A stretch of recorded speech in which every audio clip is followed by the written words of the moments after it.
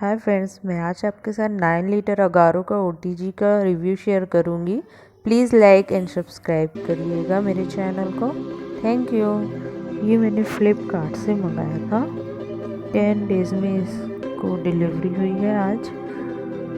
इसकी पैकेजिंग तो काफ़ी अच्छी दिख रही है। इसके साथ एक बिल था, मुझे रिसीव हुआ है। अगर आपको भी ये 9 लीटर का अगारो का ओटीजी बाय करना है तो मैंने इसका लिंक नीचे डिस्क्रिप्शन बॉक्स में दिया हुआ है, आप वहां से इसको परचेस कर सकते हैं।